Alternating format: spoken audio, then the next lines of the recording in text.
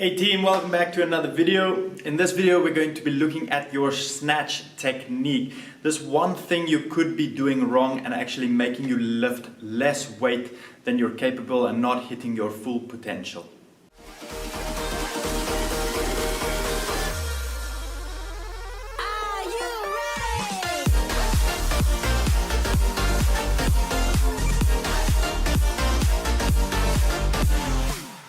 Before we get started, if you're new to the channel here, my name is Jay from Explore the Movement. I'd highly appreciate it if you consider subscribing. And with that being said, let's get into the video. Okay, so what we're going to be specifically addressing today is the double knee bend or the scoop. Now there's a couple of things that we're looking for here. We're first going to start at the mistakes that people make, and then we're going to progress from there. So one of the first things that you look for when you do Olympic weightlifting is that you want to move the bar with as much acceleration as possible, and you want the bar to move more in a straight vertical line as possible. The more the bar moves laterally, the more this will deviate from the path and is going to change technique, it's going to change acceleration, it's going to change force production. So we're looking to move bar from A to B in as straight line as possible, with as much acceleration as possible. So typically what you see in CrossFit gyms and beginner weightlifters is the effect that most people start off by learning the kettlebell swing. Now when you learn the kettlebell swing, you have a very dominant hip action from sitting back into the kettlebell swing into a very strong hip extension to make the kettlebell move forward.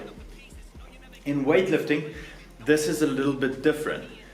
The aim is to lift the bar off the floor, but then move the body position so that you get under the bar to lift the bar even further.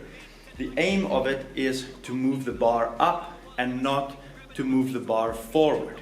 Does the bar connect to the hip? Yes, it does connect to the hip, but this is a brushing effect and not a banging the hip against the bar. This is usually what we see in a kettlebell movement, is that aggressive hip forward to make the kettlebell travel outwards and then upwards from there, depending on what technique you use. With weightlifting, we're specifically looking to get a double knee bend. What do we mean with this is, when we lift the bar off the floor, we're going to let the bar pass the knees. This is the first extension of the legs. While the bar then are moving up the thigh, your knee is going to bend again to position the hips in a vertical position with the upper body to get the bar to the hip to travel back up again. What you typically see is this kettlebell effect, which is when they lift the bar, they don't perform the double knee bend and they push the hip forward, making the bar travel forward. This is very, very common. So we need to educate that position in order to get and produce that double knee bend, in order to drive from a flat foot in a vertical drive and not a lateral or horizontal drive forward. So our typical position that we want is, when we start or have the starting position, we want to drive with the feet up into this position. That's when the bar gets tight with the lats, come into the body and into the drive and then up. What we do not want to see is our starting position here. We lift the bar up. From here, we straighten. Now the bar will move forward, or you have that kind of banging the hip into the bar. The bar will not go up. You will have a swinging sensation from there. So when you look at this on a strength curve, you will see a little dip in the performance on the curve on the way up. We're looking for exponentially increasing in speed, not a increase slow and then increase again. So a couple of things that we can do to sort out this technique is slow the movement down. First step, slow the movement down, pause at each position. Lift from start position, up to above the knee position, Then bring the bar in position over the midfoot still. And then from here, up. Reverse the same. Dip. Hip go back. Starting position. Lift. Hip goes back. Drive. Dip. Hip goes back. Starting position. One more. Lift. Bar comes back, stays over the midfoot, and drive up.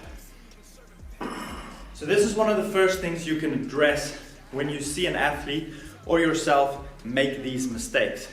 The second thing, we can start to speed it up, and we can add this into a muscle snatch.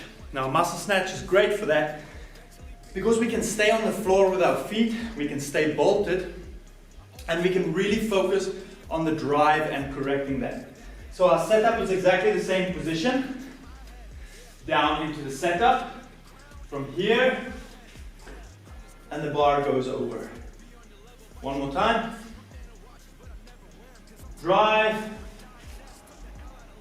and the bar is over. Do this for multiple reps in order to get that technique really sound.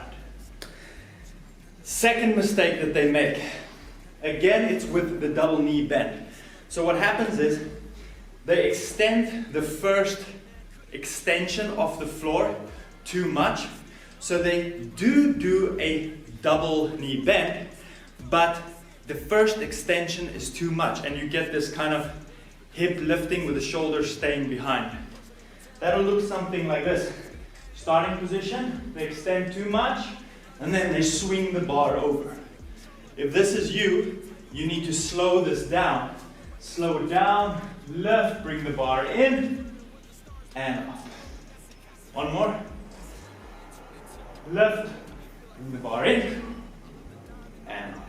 Alright, so I hope this quick video will help you guys and give you a little bit clarity of the double knee bend and how to position yourself in the snatch good so that you can get maximum acceleration from that last part of the lift.